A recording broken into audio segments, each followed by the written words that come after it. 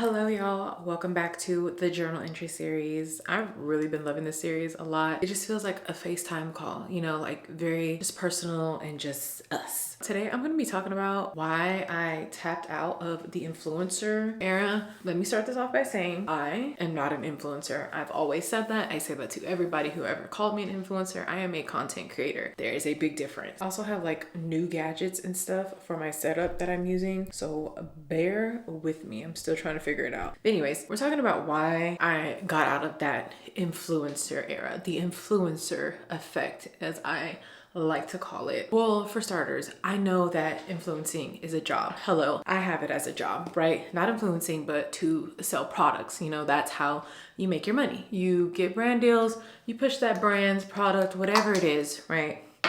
And that's how you get paid in this industry. But I think a lot of influencers kind of just take advantage of what being an influencer is. And it got to a point where literally my timelines were flooded with shopping hauls, Sephora hauls, makeup hauls, hair products, new skincare every single week, right? And though you are your own person and you can make your own choices, it is so human and so natural for you to just get curious about these things, especially when you see someone who you trust as a content creator or an influencer, constantly using these new products. And you're like, okay, well, I trust you. I want to try that out, right? It got to a point where I was just like, it doesn't make any sense.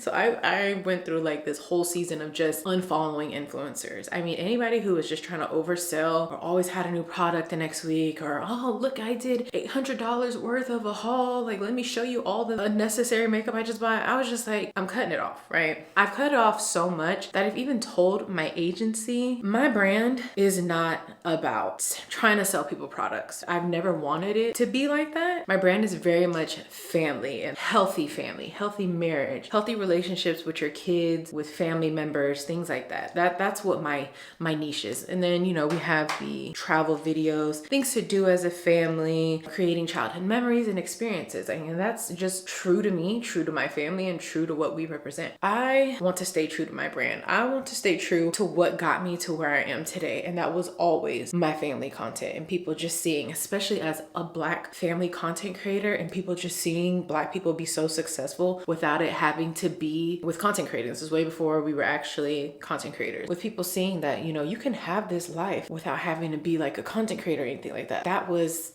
my thing. Ignore this. This is my eye cream and it dried up. So now it just looks crazy. I want to stay true to that as much as I can, because I feel like that is where my best content comes from, that family content, connecting with others, showing people how to heal from childhood and how to not transfer that childhood trauma over to your own kid. My whole brand is not even about trying to sell people things, and I feel like that's why it's really hard for me to take brand deals sometimes, because I'm like, I could sell y'all everything, right? I could just take every brand deal that came to me and just sell y'all on it. But I don't do that, because that's not what I want to represent. I want to bring value into people's life. I want to bring experiences. I want to bring healing, and those are the biggest compliments I get. And I'm like, I want to feed and run off of that. So I told my agency, I don't want to keep selling people stuff unless I truly see the value of it. I don't mind taking those kinds of brand deals. But when it comes to like, hey, we just want you to sell our product, for what? You can get somebody else to do that. There's so many influencers who would probably gladly take your money and do that. But I'm at a point where I'm like, I want to bring experience to families. I want to bring that family feel when I do take brand deals or when I create content. So family things, family vacations, an itinerary for somewhere in Orlando, if you want to travel with your kid overseas for the first time, like things to expect with that, things that you should probably bring on vacation if it's your first time, getting your kid used to traveling or long road trips, or things that I've done for my child to just be on her like best behavior but still be a kid at the same time while traveling. And those are just more of the things that I'm like leaning more towards, because I feel like those are the types of things people want to see. Like it's easy to post a video and be like, look at my Sephora brush haul that I did today.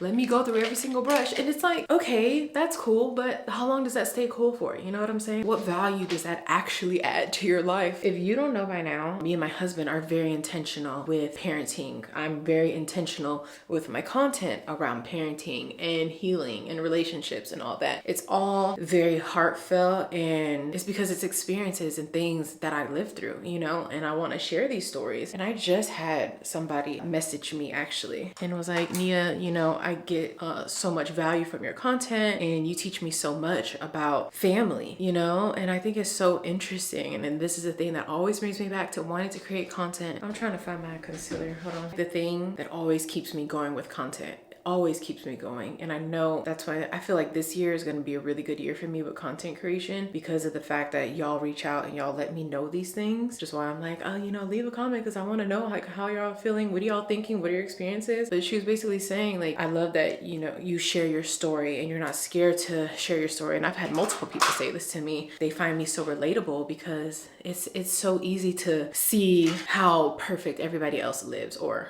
as they make it seem, or they actually do live like that, because people do live close to perfect lives, you know? But you don't hear too many people talk about growing up in like toxic households and embracing those parts of them and not being embarrassed to share their story. Because I used to be so embarrassed of my story because people I grew up around and people I surrounded myself with had good lives. They got along with their siblings. They had two parents in their household. You know, they had parents who were there at their games, and they had traditions with them. They did these family gatherings and things like that. I did not grow up like that. For me to be able to talk about these things and to show you how you can have that type of childhood or have that type of past, but you don't have to bring it to what you have planned for yourself. You can break that bridge of how, you know, we like to say breaking generational curses. And that's something I really practice with myself first. And I practice that with my husband. I practice that with my daughter. I don't just share it after we figured it out. I share it during the trial and the error of trying to figure it out. Here's how we made this mistake. Here's how we fixed it. Here's how we tried something new. Here's how it just didn't work at all. So now we're back to square one, you know? The way that I film my content and the way that I share my stories, it just feels so connected even through a camera. And that's something I really appreciate about myself, and another thing I really appreciate about my community. And that's why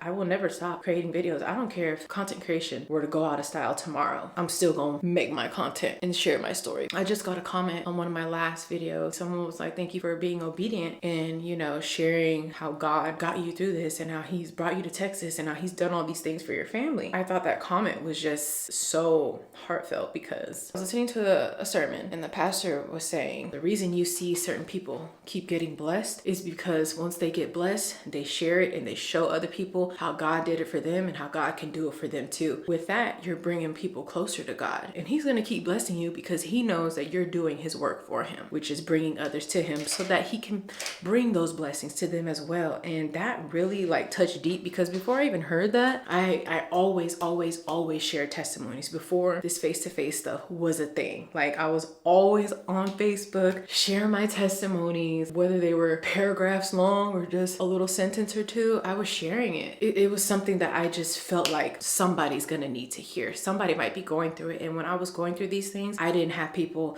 to connect to. I didn't have other stories to read about. I didn't see other people talking about it on camera. And I just felt so disconnected with the world, because I was like, how am I the only person living like this? How am I the only person where things just don't go right? You know what I'm saying? Like how is this only my situation? And it was really hard during those times for me, because I just felt like I had no guidance with anything. I had no healthy examples. I had no one to really open up to about it. I'm just really grateful that during this content journey, I haven't let the dollars or the brand deals I could get affect the type of content I create. I am very, very, very true to my content, and I think that's why my community rides so hard for me. It shows in the type of people who have been following you for years, the type of value you continue to bring. And I just really thank y'all so much just for always tuning in when you can, or leaving a comment, or engaging, sharing, reposting, liking, whatever it is that you do to contribute to my videos to help it get out there to the next person that might need to hear it. I really, really appreciate that. I mean, more than y'all would ever know. And it's really what keeps me going. Whatever opportunity I have to share it, best believe the testimony is on its way, because one thing God gonna do is pull through for your girl, and he do every single time. And that's why I like to try to live my life without worrying. My father-in-law has actually taught me this. He is a man who just don't worry about nothing. Sometimes I'd be like, dang, he really like don't worry about nothing. But I learned from him that all worrying does is push back that blessing. That's all it does. When you worry, you're already telling God, like, I don't trust you that much. Like, I trust you enough, but I don't trust you that much, Lord. So I really really started to practice it, and what I started to practice it with was with money. That is like, that's a video for another day. So let me know if y'all want me to get into that. Testing your faith. You want to test your faith, test it with money. I mean, when God tests you, I promise you, he gonna touch your finances. You could think about every time where you're like, I'm about to go through a storm, right? Boom, finances touched. But I just wanted to get on here and just chit chat a little bit. Maybe I'll record the finance video after this to like finish my makeup look. Yeah, I'm gonna see y'all in the next video, and I'm just really glad that people are enjoying this. I feel like it's really gonna do well. It's something different. I haven't seen it on YouTube, but it's something I like to do, and YouTube still likes long form content, and I'm here for it. Thank y'all so much for watching, and I'll see you in the next video.